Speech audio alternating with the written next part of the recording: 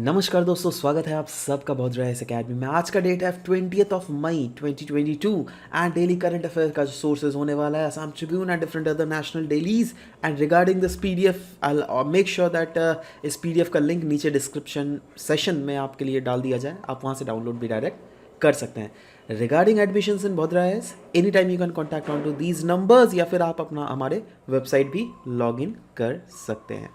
ना दोस्तों, सबसे पहले फ्रंट पेपर में ही न्यूज़ में दिया हुआ था रिगार्डिंग द सेलेक्शंस फ्रॉम बॉद्रा एस, and we are very proud to tell it very much publicly that yes, 137 students as of now have clearly been selected from APSC. I mean like APSC mains का जो कल result निकला।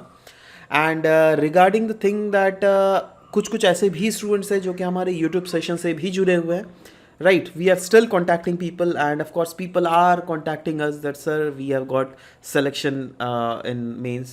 Of course I just want to congratulate all these people, but still आप लोग में से ऐसे भी बहुत जने हैं who were not directly associated with us, but at the same time who have cleared their mains paper, right? So for them we are conducting APSC mock interview session, and that will absolutely be free of cost. Not a single penny will be charged from you guys, right? तो अगर आप join करना चाहते हैं तो any time you can join, because from 21 में that is from कल जो है हम लोग ये स्टार्ट करने वाले हैं। और जल्दी से अपने सीट्स को रजिस्टर कर लीजिए, बहुत ही कम सीट्स है, बाद में रश हो जाता है बहुत जल्दी से।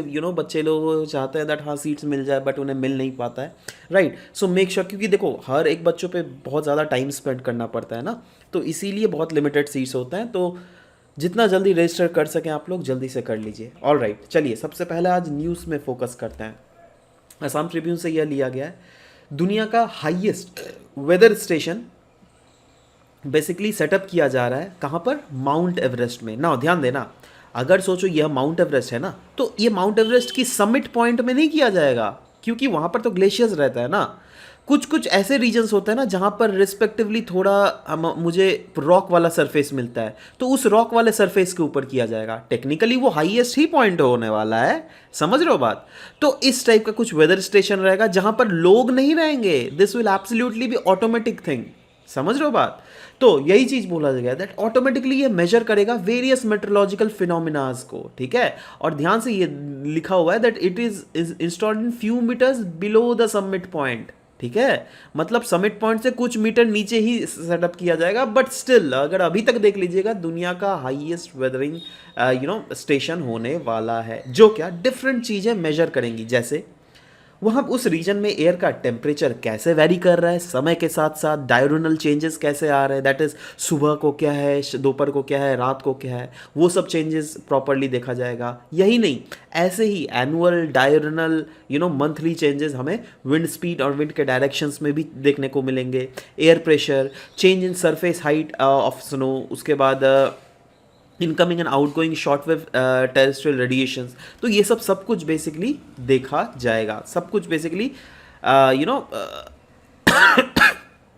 मेजर किया जाएगा बेसिकली, ठीक है?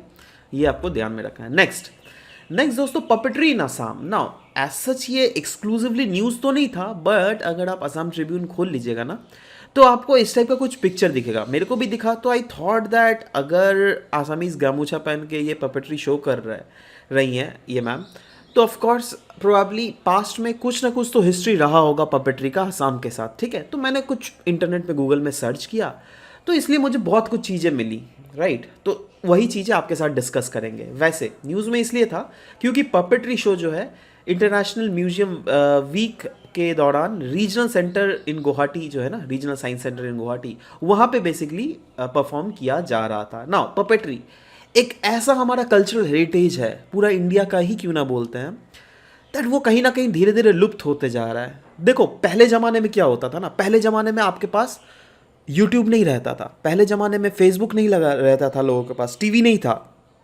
है ना? तो लोग क्या करते थे, कैसे ये सब इंटरटेन करते थे अपने आप को? यही पपेट्री शोज करके, नुक्कड़ नाटक करके, समझ रहे हो बात?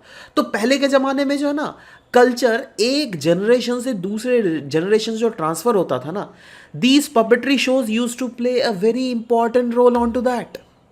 समझ रहे हो बात? क्योंकि से फॉर एग्जांपल मैं एक पपेटर हूँ, ठीक है, तो मैं अपने बच्चों को भी सिखाऊंगा दैट देखो तुम्हें भी इस टाइप से अर्न करना है फ्यूचर में, ठीक है, तो मैं उनको बोलूंगा ना क्या क्या कहानी के ऊपर पपेट्री किया जाता है, तो वो लोग भी वही कहानी याद रखेंगे, वो लोग भी अपने बच्चों को सिखाएंगे, फिर वो लोग भी अपने बच्चों को सिखाएंगे। तो ऐसे क्या होता है दैट एक जनरेशन से दूसरे जनरेशन जो है कल्चर का ट्रांसफर होता था पहले जमाने में, है ना, बट अभी देखा जा रहा है दैट ये कहीं ना कहीं हमारा लुप्त होता हुआ जा रहा है। और trust me these are the things which UPSC और APSC will capture, right. So देख लेते हैं हम लोग क्या है पेपर्टी कल्चर। अगर असमीज कल्चर में हम लोग देखें 10th सेंचुरी एडी से ही हम लोग देखने को मिल रहा है। These the artist of rural villages of Assam, जी हाँ दोस्तों, असम के जो रूरल विलेजेस है ना वहाँ पे लेकिन अभी भी यह आर्ट जिंदा है, वहाँ के लोग अभी भी यह चीज़ें प्रैक्टिस कर रहे हैं। क्यों? क्योंकि प्री वैष्णवा एरा जो था ना, ये वाला art form that is puppetry जो है ये इररिप्लेसेबल था। क्योंकि जैसे कि मैंने बोला पहले यूट्यूब नहीं रहता था, पहले टीवी टेलीविजन कोई भी सोशल मीडियाज नहीं होते थे, राइट। तो उस समय क्या होते थे, लोगों के पास टाइम बहुत ज़्यादा होता था, इलेक्ट्रिसिटी भी नहीं होता था, ठीक है, तो क्या करते थे शाम को कहीं पर लालटेन जलाकर मशाले जलाकर ये इस टाइप के एक्टिविटीज़ करते थे और लोग खुश होते थे। वाह, क्योंकि आप खुद सोचो ना, अल्टीमेट अभी का आप कोई मूवी देखते हो ना यूट्यूब में या फिर थिएटर में जाके, तो आप खुश होते हो ना यार, क्योंकि मूवी एक ऐसा चीज़ें होता है ना जो कि हम यूजुअली अपने डे टू डे लाइफ में नहीं एक्सेस करते हैं, बट हाँ थिएटर में जाकर आराम से देखते हैं मूवीज चल रहा है, ठीक है। तो वैसे ही ये भी एक काइंड ऑफ सोशल गैदरिंग होता था जहाँ पर बहुत सारे लोग इकट्ठे होते थे और कुछ पपेटर्स होते थे जो क्या इन पपेट्री के एक्ट को परफॉर्म करते थे। तो इससे क्या हुआ दैट ओवरऑल उस सोसाइटी में एक मैसेज जाता था, राइट, दैट सोशल लाइफ के बारे में, वहाँ के लोगों के रिलीजियस जो भी मैनिफेस्टेशंस थी उनके बारे में लोग मैसेज जाता था। And it was also believe that stories that were transmitted through these hand crafted puppets were easily understood by those people जिनको एडुकेशन नहीं मिलता था। ऐसे बहुत सारे पहले होते थे ना लोग जो कि एडुकेटेड नहीं होते थे, सब कोई तो गुरुकुल या फिर स्कूल्स नहीं जाते होंगे ना पहले, समझ रहे हो बात? तो उनको कहाँ से उनको अपने कल्चर के बारे में कहाँ से पता चलता था? यही सब शोज के द्वारा, समझ रहे हो बात? तो ये एक बहुत ही इंपॉर्टेंट एलिमेंट था puppetry for the cultural transition from one generation to another. In Assam these form of puppetries were known by different names. कहाँ का है देखो, कुछ कुछ जगह में बोला जाता है बोटी पुतोला, कोई जगह में बोला जाता है टाटेक नाट, कहीं कहीं पुतोला भावना, ठीक है, ये सब अलग अलग नाम बेसिकली दिया गया है ना। ध्यान दीजिएगा, वैसे तो अर्बन सोसाइटी से ये धीरे धीरे पेरिश होता हुआ जा रहा है, राइट, बट अभी भी यह एक one of the major mass source of communication है इन द रूरल एरियाज। ना आप बोलेगा सर अभी तो आपने बोला दैट पहले टीवी नहीं होता था, अभी तो टीवी है सर, तो अभी रूरल रीजन्स में क्यों ऐसा होता है? अभी भी यूट्यूब में भी उनको मिल गया है। देखो क्या है ना आपको जो रूरल इंडिया का छवि दिखाया जाता है ना, वो वैसे रूरल इंडियाज़ का छवि दिखाया जाता है यूजुअली जहाँ पर एक्सेस है, मीडिया का एक्सेस है, ठीक है, बट ऐसा बड़ा रूरल इंडिया है जहाँ पर अभी तक पता है इलेक्ट्रिसिटी भी प्रॉपर एक्सेस, तो चलो स्कीम सौभाग्य स्कीम के द्वारा हुआ जा रहा है वो सब, चलो वो बात मैं नहीं बोल रहा हूँ, बट अभी भी जो है ना ये फ्रिज, टीवी, उसके बाद मोबाइल, ये सबसे एक बड़ा चंक ऑफ पॉपुलेशन है अभी भी बहुत ही ज़्यादा एक्सेस उनको नहीं मिला हुआ है, ठीक है। तो उनकी अगर बारे में बात बोला जाए तो वो रूरल प्लेस के लोग जो है ना वो लोग काफ़ी ज़्यादा कंजर्वेटिव भी होते हैं, वो लोग अपना कल्चर को जल्दी छोड़ना भी नहीं चाहते हैं। तो ये तो एक कल्चरल मैनिफेस्टेशन ही ना पपेट्री, तो वो अपने इन कल्चरल प्रैक्टिसेस को अभी भी फॉलो कर रहे हैं। इनफैक्ट पहले के ज़माने में तो ये भी बोला जाता था दैट वैसे कपल्स जो कंसीव नहीं कर पाते थे, मतलब बच्चों को पैदा नहीं कर पाते थे ना, तो वो लोग भी फंड करते थे पपेट्री शोज को। क्यों भैया, क्यों फंड करेंगे? क्योंकि ऐसा माना जाता था दैट वो लोग फंड करेंगे ना तो लोगों की उन्हें ब्लेसिंग्स मिलेगी जो लोग देखने आएंगे पपेट्री शोज, ठीक है। तो इस टाइप के कल्चरल बिलीव्स भी होते थे, ये चीज़ें ध्यान में रखिएगा, ठीक है। नेक्स्ट असम ट्रिब्यून से यह न्यूज़ लिया गया है ओसोफेगल कैंसर के बारे में। ना बोला जा रहा है असम में अगर देख लीजिएगा कामरूप मेट्रो डिस्ट्रिक्ट जो है ना, highest incidence of oesophagus cancer जो है असम में कामरूप मेट्रो डिस्ट्रिक्ट में ही हमें देखने को मिल रहा है। इनफैक्ट एक रिपोर्ट पेश किया गया था जिसके आधार पर अगर देख लीजिएगा इंडिया में अराउंड 57,000 नए पेशेंट ओसोफेगल कैंसर के मिले हैं, आउट ऑफ विच जिसमें 46,000 जो है लोगों की मृत्यु हो गई है ना। सवाल होता है ओसोफेगल कैंसर होता क्या है। देखो, आपने बायोलॉजी तो पढ़ा ही होगा यार, छोटे क्लासेस में 7-8 क्लासेस में आप लोगों ने पढ़ा होगा दैट ओसोफेगस होता है, जिसको हम लोग फूड पाइप भी बोलते हैं। आप जो खाना खाते हो ना, किस पाइप से भीतर में जाता है पता है? स्टोमक में, इस ओसोफेगस के थ्रू, राइट।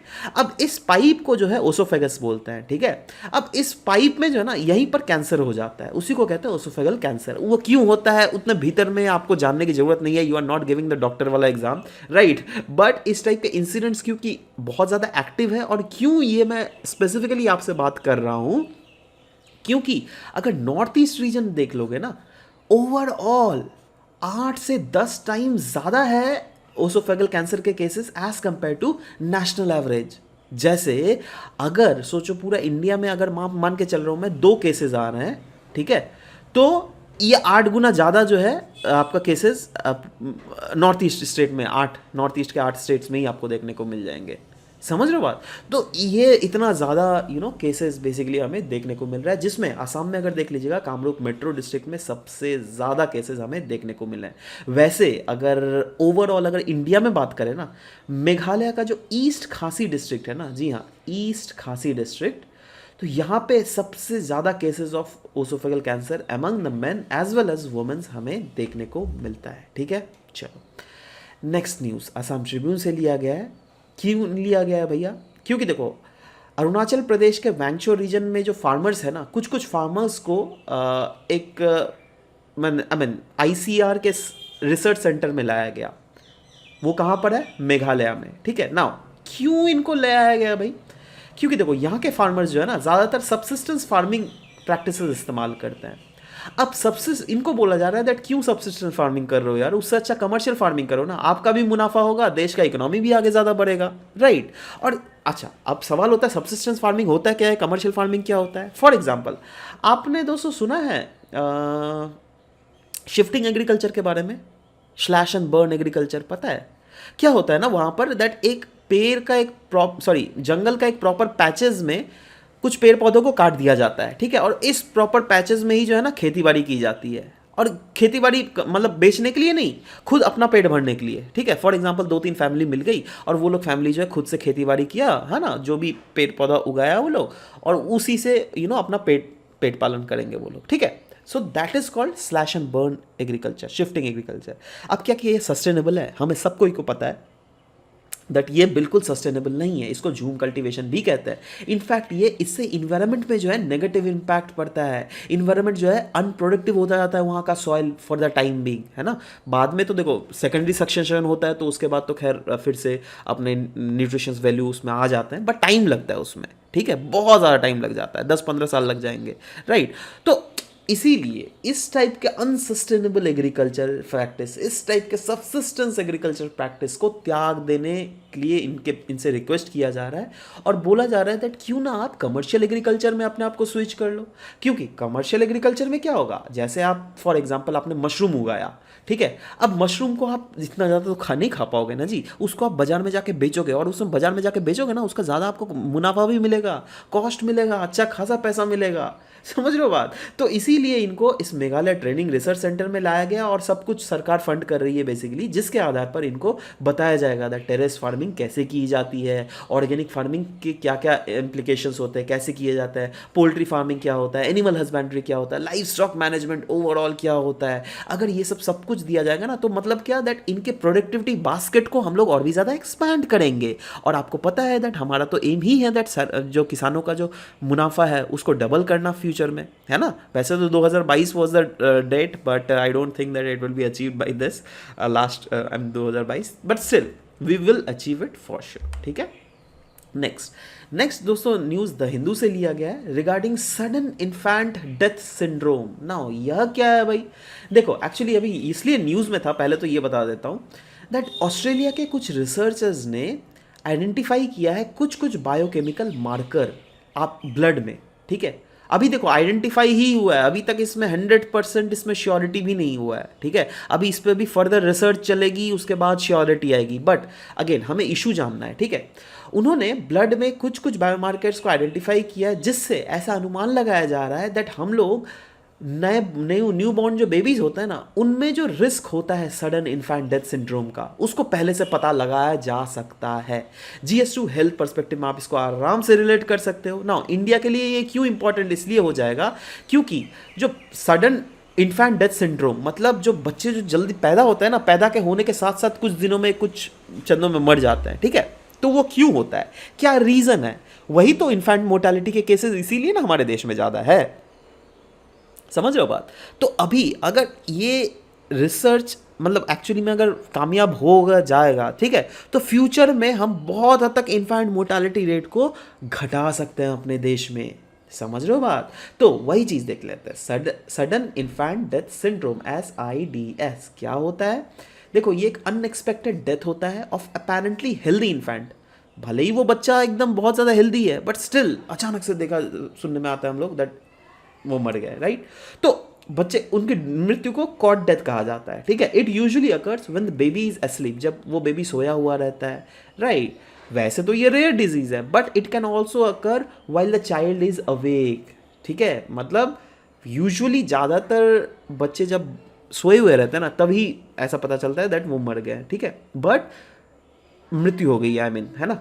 बट जब वो मतलब जागे हुए रहता है ना, तभी भी ऐसे बहुत केसेस में हमें देखने को मिल रहा है that they die, right. New born babies delivers prematurely or with low weight at birth are believed to be at greater risk of the syndrome which is called sudden infant death syndrome, ठीक है। मतलब बहुत समय ऐसे बच्चे होते हैं ना जिनका 9 महीना, ऐसे तो यूजुअली 9 महीना टाइम दिया जाता है, बट बहुत बच्चों का जो जन्म 8 महीना 7.5 महीना में भी हो जाता है, ठीक है। तो वो दोज बच्चाज आर कॉल्ड प्रीमेच्योर्ड बेबीज, ठीक है। और प्रीमेच्योर्ड बेबीज में या फिर वैसे बेबी जिनका बर्थ के समय जो वेट है वो बहुत ही ज़्यादा कम है, जो कि एक्चुअली में होना चाहिए उससे भी कम है, ठीक है। तो इस टाइप के केसेस में जो है ना, बेसिकली ये प्रॉब्लम्स हमें देखने को मिलता है। एग्जैक्ट कॉजेज क्या होता है, देखो वो तो अभी तक अननोन है, बट कहा जा रहा है दैट ये जो चीज़ बायोकेमिकल मार्कर जो पता चला है ब्लड में, इससे बहुत हद तक। अब बायोकेमिकल मार्कर क्या होता है, जैसे मार्कर से अगर आप पेज में लिखोगे वो मार्कर मिटेगा नहीं ना जी। तो वैसे ही बायोकेमिकल मार्कर ऐसा एक chemical biological plus chemical marker होता है जो कि आपके बॉडी में पाया जाता है, जिसको अगर आप स्टडी करोगे तो उस स्टडी के थ्रू आपको डिफरेंट अदर चीज़ें पता हो सकती है। जैसे अगर यहाँ पे अगर स्टडी करके अगर हम लोग को पता चल जाए सडन इन्फेंट डेथ सिंड्रोम क्यों होता है, समझ लो। तो सडन इन्फेंट डेथ सिंड्रोम तो एक सिम्टम है ना, मतलब एक प्रॉपरली डिजीज है ना, काइंड ऑफ, जिसके कारण बच्चों की मृत्यु हो जाती है। तो वो चीज़ अगर पता चल जाए तब तो बहुत अच्छा है ना। Next, state of inequality in India report, इसको रिसेंटली रिलीज किया गया है economic advisory council to the prime minister. GS2 poverty perspective से आप इसको डायरेक्टली रिलेट इसलिए भी कर सकते हैं क्योंकि अगर जैसे हम लोग पढ़ेंगे ना तो ऑटोमेटिकली पता चल जाएगा क्यों। क्योंकि देखो नाम ही है state of inequality in India. Inequalities के कारण हमें पता चलता है दैट पॉवर्टी हमारे देश में बहुत ज़्यादा है, गरीबी बहुत ज़्यादा है। इनफैक्ट यह रिपोर्ट भी यही काम कर रहा है, यह कंपाइल करता है इंफॉर्मेशन वेरियस सोर्सेस से थ्रू, राइट। और वो इंफॉर्मेशन किसके रिलेटेड होती है, इनइक्वालिटीज़ के रिलेटेड। किन किन सेक्टर में, बहुत सारे डिफरेंट सेक्टर्स में भाई, हेल्थ सेक्टर्स में ले लो, एजुकेशन सेक्टर में ले लो, household characteristics, labour market, ठीक है। तो देखो अलग अलग सोर्सेस के थ्रू इंफॉर्मेशंस को इकट्ठा करती है और अल्टीमेटली अपना रिपोर्ट निकालती है, जिससे हमें पता चलता है दैट हमारे देश में जो पॉवर्टी की multi dimensions, that is health sector में किसी को चीज़ें अवेलेबल है, किसी को नहीं है। एजुकेशन सेक्टर में सबको अवेलेबल नहीं होता, किसी को अवेलेबल होता है, किसी को नहीं होता है। Household characteristics, labour market, so ये सब सारे फैक्टर्स देखे जाते हैं। Report stretches the narrative on inequality by presenting a comprehensive analysis that shapes the ecosystem of various deprivations in the country, ठीक है। मतलब हमें क्योंकि अलग अलग सेक्टर से डेटा पता चलता है ना, हेल्थ का पता चला, education, house hold characteristics, labour market, सब चीज़ें का पता चल रहा है, राइट। तो इससे हमें माने वेरियस लेवल ऑफ डेप्रिवेशंस का पता चल रहा है दैट इन रीजन्स में किस लेवल ऑफ डेप्रिवेशंस है, इन रीजन्स में क्या क्या डेप्रिवेशंस है, इन रीजन्स में क्या क्या डेप्रिवेशन, सब चीज़ का पता चलता है। इनफैक्ट 5 की एरियाज में जो है ना, हमें इनके बारे में प्रॉपरली स्टडी भी करते हैं। वो क्या क्या है, एक तो है इनकम डिस्ट्रीब्यूशन, एक तो है labour market, health, education, house hold characteristics, ठीक है। इन 5 फैक्टर्स में हम लोगों ने प्रॉपर फोकस करते हैं और इसके आधार पर अल्टीमेटली हमें पता चलता है that multi dimensional, that is, ये तो क्या हुआ देखो ना, ये इनकम इकोनॉमिक डायमेंशन हो गया है ना, लेबर मार्केट ये भी काइंड ऑफ इकोनॉमिक भी बोल सकते हो, सोशल डायमेंशन भी बोल सकते हो, health social dimension, education social dimension, house hold characteristic social dimension, हुआ क्या नहीं? तो सोशो इकोनॉमिक डायमेंशंस को हम लोग बेसिकली इससे जज आउट करते हैं। इनफैक्ट जैसे हमने बोला दैट डिफरेंट रिपोर्ट्स को हम लोग इकट्ठा करके फाइनली ये रिपोर्ट निकालते हैं। वो कौन कौन रिपोर्ट्स से हम लोग को इकट्ठा करते हैं? एक तो है periodic labour force report, national family health survey report और united information system for educational press report. ठीक है, अब की हाईलाइट अगर देख लीजिएगा इस रिपोर्ट का, वो क्या क्या है? बोला गया है अर्बन एरियाज में जो है ना कंसंट्रेशन ऑफ वेल्थ ज्यादा है, 44% कंसंट्रेशन तो अर्बन एरियाज में ही है।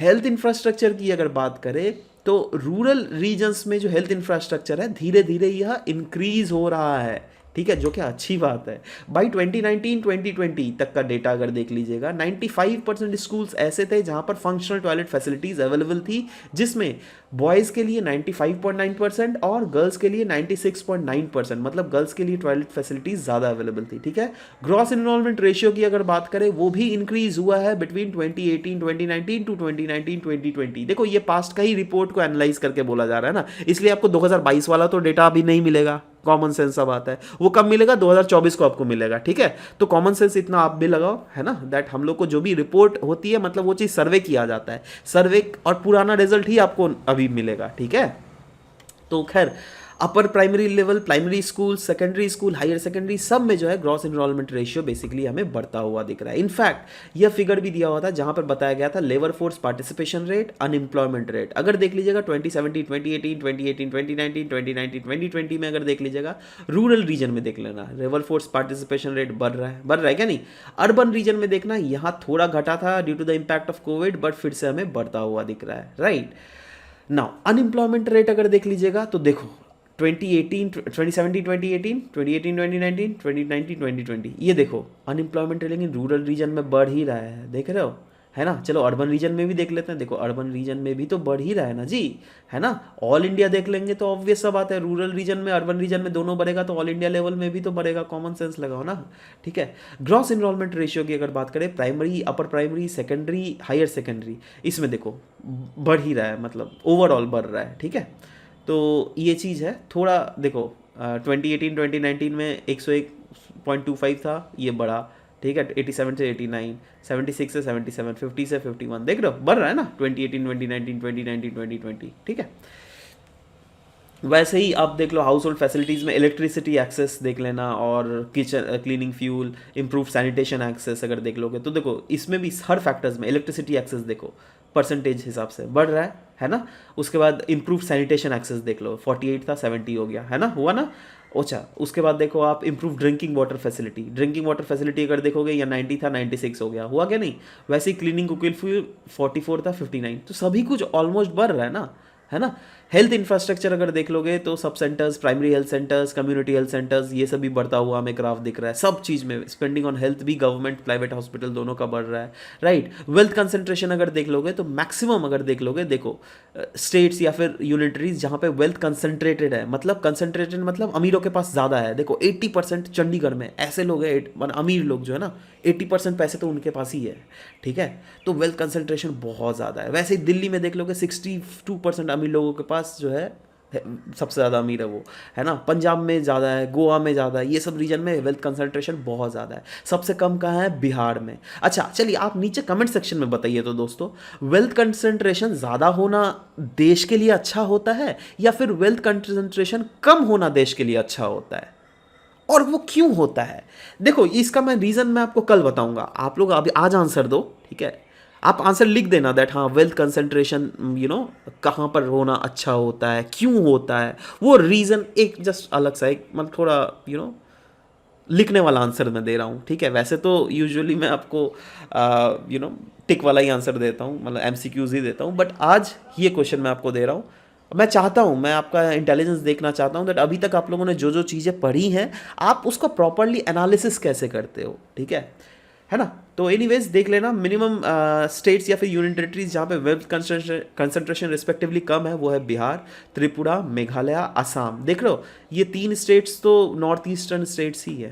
ठीक है, तो एनीवेज मैं ना ये चीज़ कल फिर से डिस्कस करूंगा, इसलिए मैं आपको बोल रहा हूँ दैट आप प्लीज़ इसके बारे में नीचे कमेंट सेक्शन में ज़रूर से लिखिएगा, बहुत इंटरेस्टिंग होने वाला है। ठीक है, और सबको ही लिखने का कोशिश कीजिएगा क्योंकि सबके राय अलग अलग होंगे, ठीक है। दूसरे से चीटिंग मत कीजिए, दैट कोई दूसरा लिख लिया तो उसका चीटिंग करके मैं भी लिख लूँ, ना ना ना ना, वैसा मत कीजिए, अपना लिखिए, ठीक है। चलिए नेक्स्ट, गिफ्टेड चाइल्ड के बारे में न्यूज़ था, इश्यूज रिलेटेड टू एजुकेशन से आप इस टॉपिक को रिलेट कर सकते हैं।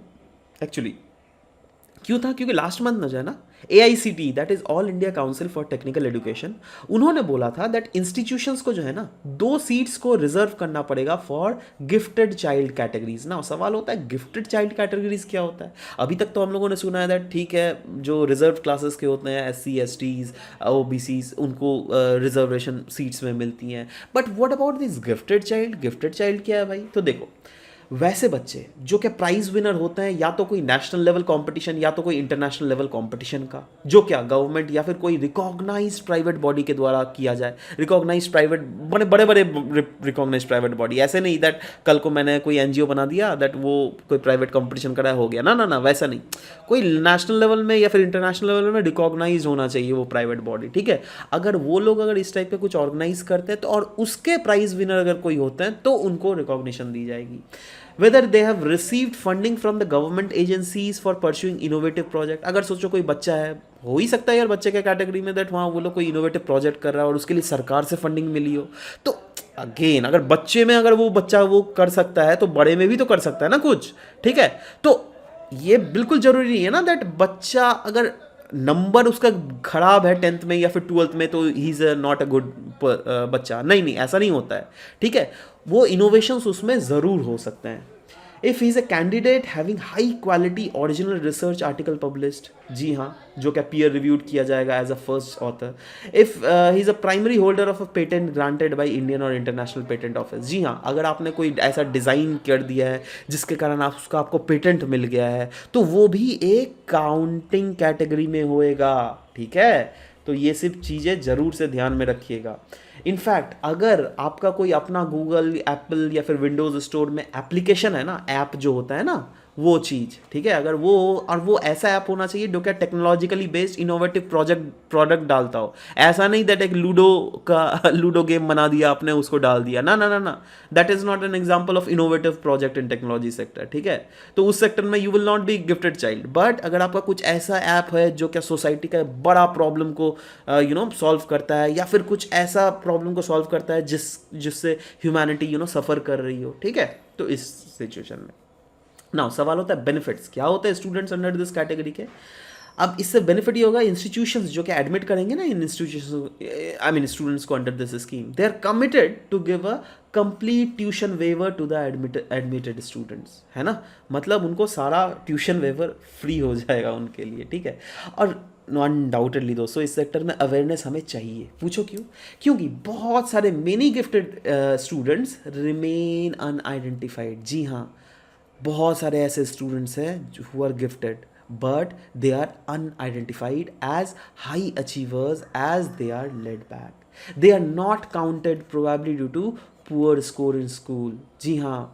अब हो ही सकता है यार दैट आपका नंबर कम आ रहा है, ऑफकोर्स आप दूसरे जगह इनोवेशन कर रहे हो तो आपको स्कूल्स में तो कम ही नंबर आएंगे ना, है ना। The provisions of 2 reserved supernumerary seats is intended to maximise the innate potential of students. अब देखो इसके द्वारा क्या होगा ना दैट अगर बच्चों तक अगर हम अवेयरनेस फैला दे दैट देखो भाई तुम अगर कुछ अलग सा काम कर रहे हो तो भी तुम्हारा प्रोबेबिलिटी है तो तुमको अच्छा कॉलेज मिल जाएगा, ठीक है। तो बच्चे सोचेंगे ही ना चल फिर कोई बात नहीं, अगर एडुकेशन में तो उतने बुरे हम हैं नहीं, कुछ तो नंबर आ ही जाएगा, है ना। बट हम कोशिश करते हैं दैट अपने माइंड को कुछ अलग डायरेक्शन में भी देने को जिससे हम कुछ इनोवेशन कर सकें, ठीक है। तो इस टाइप से चीज़ों को भी हमें बिल्कुल करना चाहिए।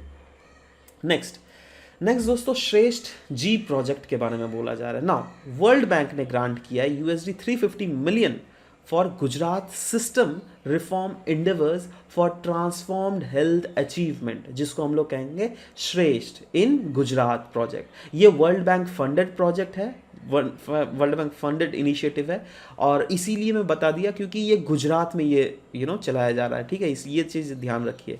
प्रोजेक्ट जो है ये एम कर रहा है दैट कैसे ट्रांसफॉर्म किया जा सके की health delivery system in Gujarat, and ये फोकस करेगा डिजीज सर्विलेंस सिस्टम कैपेसिटी भी गुजरात में, ठीक है। नेक्स्ट दोस्तों एक छोटा सा अगेन न्यूज़ था मल्टी एजेंसी सेंटर के रिलेटेड। एक्चुअली क्यों न्यूज़ था, क्योंकि इंटेलिजेंस ब्यूरो जो है ना, उन्होंने इतना करोड़ ग्रांट किया, मतलब उनको ग्रांट किया गया इतना crore by ministry of home affairs, जिससे वो मल्टी एजेंसी सेंटर की जो टेक्नोलॉजी अपग्रेडेशन में वो पैसे खर्च कर सके। नाउ यह है क्या मल्टी एजेंसी सेंटर भाई? ये एक कॉमन काउंटर टेररिज्म ग्रिड है जिसको इंटेलिजेंस ब्यूरो के अंडर चलाया जाता है। इसको ऑपरेशनल किया गया था बाई द ईयर 2001। कब? कारगिल वॉर के बाद से, ठीक है। अराउंड 28 ऑर्गेनाइजेशंस जो है ना इससे जुड़े हुए हैं, जिसमें research and analysis wing, raw, armed forces, state police भी जुड़े हुए हैं इससे। और इनका काम क्या है? रियल टाइम इंटेलिजेंस इनपुट जो है इस रीजन में मिलता है। तो ये बहुत ही ज़्यादा इंपॉर्टेंट है मल्टी एजेंसी सेंटर, ठीक है, हमें जान के रहना चाहिए। एनीवेज अब आ जाते हैं कुछ एमसीक्यूज के बारे में। दोस्तों कल कुछ एमसीक्यूज आपसे पूछा गया था ना, उनका आंसर देख लेते हैं। चलो, इथेनॉल ब्लेंडिंग के बारे में पूछा गया था, जिसमें दोनों के दोनों ऑप्शंस बिल्कुल सही थे, ठीक है, बिल्कुल हम लोगों ने पढ़ा ही था। तो again she was the correct answer है। नेक्स्ट क्वेश्चन ला रीयूनियन आइलैंड के बारे में था। वो अटलांटिक ओशन नहीं भैया, इंडियन ओशन में है, ठीक है, और दूसरा वाला तो खैर सही है, तो इसलिए B 2 only will be the correct answer. Seoul forest declaration ये भी कल डिस्कस किया था हम लोगों ने, वर्ल्ड फॉरेस्ट कांग्रेस मीटिंग का एक आउटकम है ये, ठीक है। So CBA was the correct sequence. CBA. Nargis Sultana. Thank you, sir ji. Thank you, Nargis. It is an honor for us at Bodhrayas Academy to serve you guys as such, है ना। And thank you for watching our lessons. And yeah. आप लोगों में से दोस्तों make sure कीजिएगा कि आज तो थोड़ा लेट से एक्चुअली ये कल वाला लेसन अपलोड हुआ था, तो इसीलिए बहुत कम कमेंट्स आए हैं। देखो ना 37 मिनट्स पहले, 1 आवर पहले, 58 मिनट, तो बहुत लेट से अपलोड हुआ था। एनीवेज बट क्या होता है ना, कभी कभी टेक्निकल इश्यूज़ के कारण कुछ ग्लिचेस आ जाती हैं, है ना, but pardon us for that, but will make sure to continue दिट्स एज जल्दी से जल्दी हम लोग अपलोड कर दे, शाम को 5 बजे से पहले ही अपलोड कर दे, ठीक है। Anyways this was all about the discussion of previous MCQs, but आज के जो एमसीक्यूज है वो चीज़ पहले डिस्कस कर लेते हैं। ओके, सबसे पहला एमसीक्यू पूछा जा रहा है that consider the following statement about gifted child. Okay, gifted child के बारे में 2 स्टेटमेंट दिए हुए हैं। Recently university grant commission stated that it will allow institutions to set aside 2 more seats under gifted child category. दूसरा है the owner of an app on Google, Apple या फिर विंडोज स्टोर, और if he has or she has launched the process of launching a technology based innovative project is one of the criteria to recognise gifted child. Okay, चलो ठीक है, आपको बताना कौन सा करेक्ट ऑप्शन है, 1 only, 2 only, both, none of the above. Next is with reference to state of inequality report in India, consider the following statement. Report was released by Economic Advisory Council to the Prime Minister. Goa has the maximum wealth concentration among the Indian states. बताइए इसमें से which among the following given statement is all correct? 1 only, 2 only, both, none. ठीक है, बताइए। Next, recently Shresht G project has been funded by World Bank in which among the following states in India? Goa, Maharashtra, Gujarat या फिर राजस्थान? बताइए answer नीचे comment section में। आज का मेंस का क्वेश्चन है regarding ethanol blending programme in India. पूछा जा रहा है दैट क्या नीड है economic ethanol blending programme in India का। तो देखो, need, what is the need, उसको पहले आपको लिखना है। व्हाट आर द चैलेंजेस, ये दूसरा पॉइंट हो गया, चैलेंजेस क्या क्या इन्वॉल्व है। एक रोड मैप बतलाइए क्या क्या हमें करना चाहिए, वे फॉरवर्ड, ठीक है, ये 3 चीज़ है। तो इन तीनों चीज़ों को आपको अपने आंसर्स में लिखना पड़ेगा, जो क्या ऑफकोर्स इनोवेटिव खुद का अपना अपना होना चाहिए। So anyways you just write your answer and just check it out, just try to see that to what extent you have corrected your answer. If you are not getting points then of course we are always there to help you up, right, through our initiatives. So this was all about the discussion of today's class. We'll be meeting you in next session. Till then, bye bye, take care. And regarding the PDF of this whole course, guys, whatever the lessons we are taking, what we'll do is like we will be attaching the link for the today's PDF in the description box below. You can directly download it from there as well. So chaliye milte hain next class mein. Till then, bye bye, take care, and thank you for listening to the whole video, guys. Thank you very much.